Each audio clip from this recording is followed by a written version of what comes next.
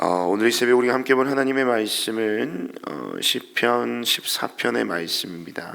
교역성 시편 14편 1절에서 7절까지의 말씀을 저와 여러분이 한 절씩 교독하시고 마지막 7절은 함께 합독하도록 하겠습니다. 시편 14편 1절에서 7절 말씀입니다. 어리석은 사람은 마음속으로 하나님이 없다 하는구나. 그들은 한결같이 썩어서 더러우니 바른 일을 하는 사람이 아무도 없구나. 주님께서는 하늘에서 사람을 굽어보시면서 지혜로운 사람이 있는지 하나님을 찾는 사람이 있는지를 살펴보신다. 너희는 모두 다른 길로 빗나가서 하나같이 썩었으니 착한 일을 하는 사람이 하나도 없구나. 죄악을 행하는 자는 다 무지한 자냐? 그들이 밥 먹듯이 내 백성을 먹으면서 나 주를 부르지 않는구나. 하나님이 의인의 편이시니 행악자가 크게 두려워한다.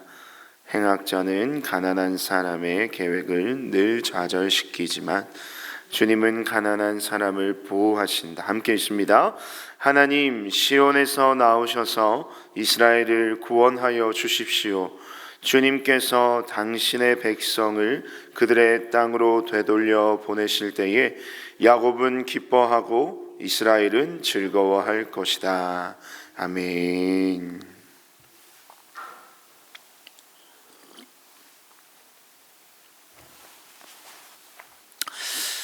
네, 오늘 시편 14편 1절에서 7절의 말씀을 가지고 하나님을 무시하는 삶의 열매, 하나님을 무시하는 삶의 열매라는 말씀의 제목으로 이 시간 여러분과 함께 잠시 주님의 은혜를 나누도록 하겠습니다. 오늘 여러분 제목을 한번 보십시오. 오늘 큐티의 본문의 제목이 조금은 좀 특별하고 또 특이하기도 합니다. 한 번 더 보시면 하나님을 무시하는 삶의 열매, 그러니까 하나님을 무시하는 삶의 열매. 여러분, 하나님을 무시한다는 것은요, 긍정이기보다는 부정적인 모습인 것이죠. 그런데 그런 삶의 열매가 있다라고 하는 것은 우리에게 뭔가 좀 부자연스럽게 느껴지는 오늘 큐티 본문의 제목입니다. 우리가 그렇게 좀 부자연스럽게 느끼는 이유는 아마도 이 삶의 열매라는 것이요, 이런 표현은 주로 긍정적인 상황에서 도출되는 이 어떤 결과물을 나타낼 때 이 삶의 열매라는 표현을 사용하기 때문에 오늘 제목이요 더 부자연스럽게 느껴지기도 할 겁니다. 그런데 오늘 큐티 저자는 아마 그런 점을 역으로 이용해서요, 이 저와 여러분과 같은 이 독자들의 관심을 이끌어내고 있는 것 같아요. 의도적으로 말이죠. 여러분, 이 삶의 열매라는 것은요, 곧 이 삶의 결과라는 말과 동의어로 사용할 수 있을 겁니다.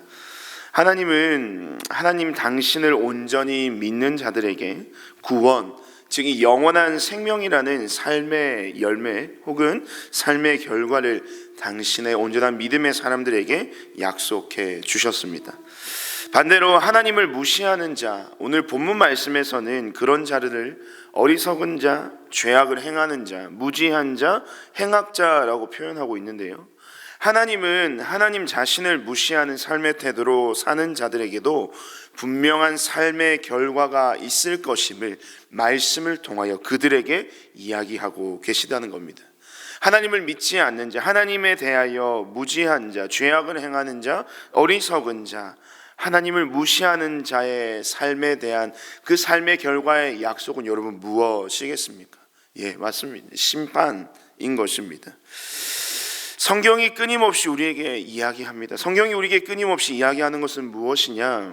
모든 인간은요, 마지막 때에 자신이 살아온 삶의 시간들에 대하여 누구 하나 예외 없이 하나님 앞에서 판단받게 된다는 거예요. 그렇게 성경은 지금 현재 우리가 어떤 삶의 모양과 태도로, 또한 어떤 생각과 가치와 믿음을 가지고 살아가고 있는가를 끊임없이 이야기하고 우리의 삶에 대하여 질문합니다. 당신은 지금 어떻게 살고 있느냐 말이죠. 왜냐하면 그것이 바로 저와 여러분의 삶의 결과를 결정짓는 중요한 기준이 되기 때문입니다. 그런 측면에서 오늘 시편 기자는 인생을요 두 부류의 인생으로 나누고 있습니다. 하나는 하나님을 믿는 자, 또 하나는 하나님을 믿지 않는 자로 이 인생을 두 가지의 부류로 나누고 있다는 것이, 특별히 오늘 시편 14편에서는요 하나님을 믿지 않는 자의 모습에 대해서 더 많은 이야기를 하고 있는데, 오늘 본문에서 시편 기자는 이 하나님을 믿지 않는 인생을 어떻게 표현하냐, 1절 말씀해 보시면 어리석은 사람이라고 말하고 있습니다. 그들이 왜 어리석은 사람일까요? 하나님을 믿지 않은 인생은 왜 어리석은 사람이라고 표현할까요? 1절 말씀을 계속 살펴보시면요, 그들은 공통적으로 하는 이야기가 있습니다. 뭐라고 한다고 합니까? 하나님은 없다, 하나님은 존재하지 않는다라고 믿고 말하기 때문에 그들은 어리석은 자들이라는 겁니다.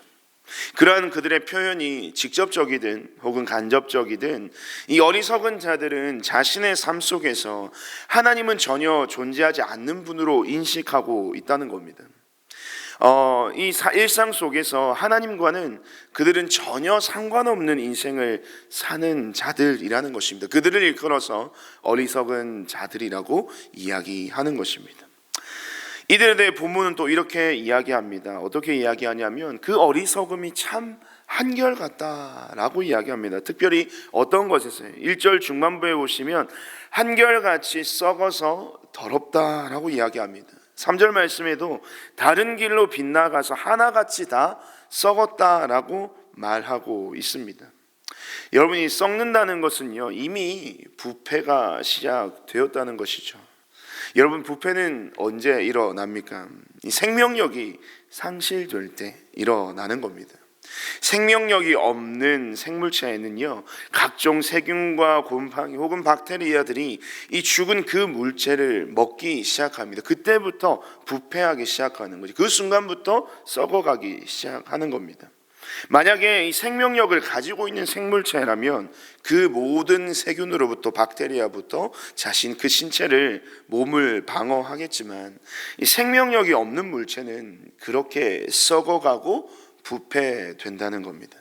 그렇다면 하나님을 믿지 않는 자, 하나님을 없다고 말하는 자, 하나님과 상관없는 인생을 사는 자들의 삶이 말씀에서처럼 한결같이 더럽고 한결같이 썩어져 간다라는 것은 그럼 결국 무엇을 여러분 의미하는 거겠습니까? 이미 그 말을 하는 인생, 하나님을 인정하지 않는 인생, 하나님이 없다라고 말하는 어리석은 자들의 인생에는 이미 생명력을 상실했거나 생명을 잃어가고 있는 것으로 충분히 해석될 수 있다라는 겁니다. 여러분, 세상 모든 사람들은요 대부분 살기 위해서 살아갑니다. 무슨 말입니까? 살기 위해서 일을 하고요, 살기 위해 땀을 흘리고 살기 위해 애쓰고 노력하며 살아갑니다. 하지만 그 수많은 땀과 노력, 애씀과 열심 안에 오늘 이 말씀에서 좀 하나님이 존재하지 않는다면, 그러한 인생 가운데 하나님이 계시지 않는다면, 그러한 모든 삶의 순간 가운데 하나님이 고백되지 않는다면 그 모든 삶은 여러분 전도서의 기자의 말씀처럼 모든 것이 헛되고 모든 것이 헛되니 헛되고 헛된 것이라는 겁니다. 그들의 삶이 충만해 보이나 하나님을 고백하지 않는다면 그들은 텅 빈 삶이나 마찬가지입니다. 그들이 살아있는 것 같으나 안타깝지만 하나님을 그들이 고백하지 않는다면 하나님 앞에서는 전혀 생명이 없는 인생이나 다름없다는 겁니다. 이것은 우리가 잘 알고 있는 포도나무와 가지 비유의 말씀을 떠올리면 딱 맞습니다. 주님은 포도나무이시고 우리는 가지입니다. 우리가 가지로서 그 포도나무 대신 나무에 붙어 있지 않는다면 가지인 우리는 생명력이 없는 것이죠. 가지는 스스로 무언가를 결단코 만들어낼 수 없는 존재입니다. 그것이 우리의 정체성이고 그것이 하나님의 창조의 섭리이자 그것이 저와 여러분의 삶의 근원이라는 것입니다. 그런데 우리의 근원 되시는 하나님을 우리 스스로가 부정한다, 우리가 하나님을 믿지 않는다, 우리가 하나님을 믿지 않는데 여러분 이 세상 속에서 잘 산다, 하나님을 믿지 않고 신앙도 없고 아무런 믿음의 생활도 하지 않는데 세상 속에서 그들이 잘 살아가는 모습 때문에 우리는 한 번쯤 고민해 본 경험들이 다 있을 겁니다. 그런데 여러분, 그러한 그들의 모습, 하나님을 믿지 않는데 세상 가운데 잘 나가는 그런 인생을 여러분 우리가 부러워할 필요가 있겠습니까? 전혀 부러워할 필요가 없다는 것입니다. 겉사람은 살아있는 것처럼 잘 사는 것처럼 보이나 결국 속사람은요, 하나님이 보시기에는 죽은 것이나 다름이 없다라는 겁니다. 하나님이 없다라고 말하는, 하나님을 믿지 않는 자들의 인생이 잘 됨에 대해서 우리는 결코 부러워할 필요나 혹은 불만이나 불평할 필요가, 억울할 이유가 전혀 없다라는 것이죠. 사실은 그들은 살아있으나 하나님 앞에서는 죽은 것이나 다름이 없는 인생이기 때문입니다. 여러분, 우리는, 여러분요, 이 세상의 관점이나 세상의 시선이 아닌 이 진리 앞에서 우리 자신의 삶을 늘 해석하고 이해하고 적용할 수 있어야 합니다. 왜냐하면 우리는 그 진리의 말씀을 우리에게 주신 하나님을 믿는 하나님의 백성들이기 때문입니다. 여러분, 어리석은 자들이 하나님이 없다라고 말하는 것처럼 정말 하나님은 여러분 존재하지 않으시는 분이십니까? 그런 그들의 외침이 무색하게도요, 하나님은요 여전히 존재하시고 하나님은 세상 가운데 많은 관심을 가지고 계심을 2절 말씀이 증거하고 있습니다. 여러분, 그 2절 말씀을 우리 시간 함께 한 번 더 한 목소리로 읽겠습니다. 2절입니다. 주님께서는 하늘에서 사람을 굽어 보시면서 지혜로운 사람이 있는지 하나님을 찾는 사람이 있는지를 살펴보신다. 아멘. 하나님은 지금도 여전히 온 만물과 세상을 굽어 살피시는 살아계신 하나님이심을 이 시편 기자는 고백하고 노래합니다. 여러분, 하나님은 살아계십니다. 내가 느끼지 못한다고, 내가 깨닫지 못한다고, 또한 세상이 그 하나님의 존재를 인정하지 않는다고 해서요, 그분은 부정되실 수 있는 존재가 아니라는 거예요. 하나님은 스스로 있는 자이십니다. 하나님은 영원 전부터 존재하시는, 지금도 살아계신 하나님이십니다. 그런 하나님이 바로 저와 여러분의 하나님 되심을 이 새벽 고백할 수 있기를 간절히 소망합니다. 그런 하나님이 지금도 여러분 찾고 계시다고 해요. 2절 말씀에 보니까 그런 하나님은 지금도 찾고 계십니다. 어떤 자들을요, 하나님이 없다 말하는 자들의 고백과 관계없이 이 세상이 무엇라고 이야기를 하여도 하나님은 분명 존재하시며 우리와 함께 계시는 분이심을 믿고 살아가는 이 당신의 신실한 성도들을 지금 이 순간에도 찾고 계시다고 말씀한다는 겁니다. 하나님은 그런 자들을 찾고 기다리십니다. 왜 찾고 기다리실까요? 그런 신실한 주의 자녀들을 통하여 이 세상 가운데 이 하나님의 살아계심이 나타나기를 원하시는 겁니다. 그들이 말하는 것처럼 존재하지 않는, 마치 죽은 신과 같은 모습으로 존재하는 이 헛되고 허황된 하나님이 아니라 온 만물을 지으시고 다스리시며 우리 가운데 여전히 살아계신 하나님이심을, 우리 하나님은 모든 믿는 자들의 신실함을 통해서 세상 가운데 나타내고 증명하길 원하신다는 겁니다. 여러분, 하나님은 세상이 주를 알기를 원하십니다. 하나님은요, 세상이 주를 보기를 간절히 바라고 소망하신다는 거예요. 그래서 하나님을 무시하는 삶의 열매인 이 심판이 아니라 이 세상이 심판이 아닌 생명과 구원의 길로 나아오기를 간절히 원하고 계십니다. 여러분, 이것이 바로 하나님의 꿈입니다. 그리고 여기서 중요한 것은 바로 이 꿈을요, 하나님 그 당신의 꿈을 저와 여러분인 이 우리를 통해서 우리 하나님은 오늘날 이루어 가기를 원하신다는 그 하나님의 원함과 그 마음이 오늘 본문 2절 말씀을 통해서 나타나고 있는 것입니다. 그래서 저와 여러분, 우리는요, 이 새벽 더욱 주님을 찾고 구해야 하는 것입니다. 우리의 삶이 세상의 어떤 이들처럼 하나님은 없다 말하는 그 미련하고 무지한 어리석은 자의 삶이 아니라 하나님은 분명히 존재하시고 그분의 통치와 다스리심은 여전히 이 땅 가운데 충만하고 있음을 저와 여러분의 삶의 자리를 통해 드러내고 나타내기를 우리 주님은 원하고 계십니다. 사랑하는 여러분, 오늘날 이 패역하고 악한 시대 속에 하나님이 찾으시는 그 한 사람이 바로 저와 여러분의 삶이길 간절히 소망합니다. 세상이 어떠한 말에 휘둘리지 않고 어떤 상황과 환경 가운데 일희일비하지 않으며 주님을 향한 그 믿음의 굳건한 심지를 지켜내는 이 믿음의 온전한 사람이 되시기를 주님의 이름으로 축복드립니다.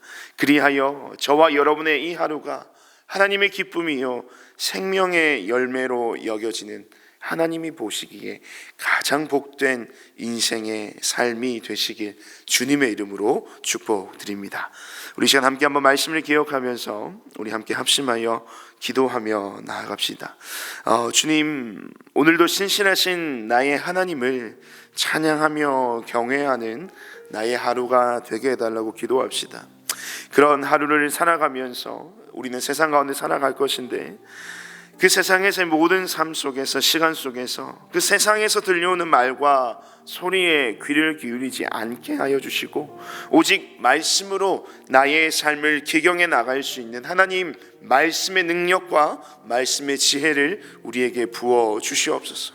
주를 알지도 또는 주님을 알려 하지도 않는 세상 속에서 우리가 살아갈 때에 나를 통해 세상이 주를 알게 되는, 나를 통해 세상이 주를 보게 되는 그러한 생명의 역사가 일어나게 하여 주시옵소서.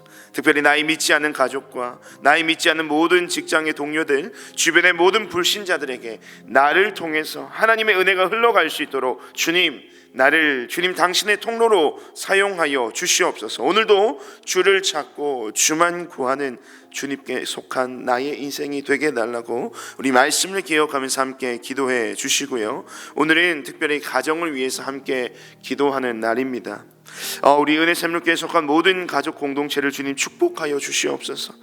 하나님이 주인 되시는 하나님의 복된 가정들이 되게 하여 주시옵소서. 기도와 말씀으로 세워지는 가정들이 되게 하시고 예배와 감사가 회복되는 믿음의 온전한 가정들이 될 수 있도록 모든 가정 안에 갈등과 또 대립이 사라지게 하여 주시고 주 안에서 서로 사랑하며 베풀며 섬기는 하나님 나라의 공동체를 이루어 주시옵소서. 각 가정과 처소에 하나님의 그 은혜의 부흥을 허락해 달라고 기도하시고요. 특별히 돌아오는 주일에 있을 우리 가정 예배 세미나를 위해서 또 함께 기도해 주실 때에 그 가운데 하나님께서 크신 은혜를 베풀어 주시고 모든 가정이 회복되는 놀라운 은혜의 역사가 있게 해달라고 우리 시간 가정을 위해서 또 교회 모든 사역과 또 오늘 말씀을 두고 함께 합심하여 기도하시고 우리 각자 개인의 기도 제목을 자유롭게 기도하시고 돌아가시길 바랍니다. 우리 함께 한 목소리로 기도하겠습니다.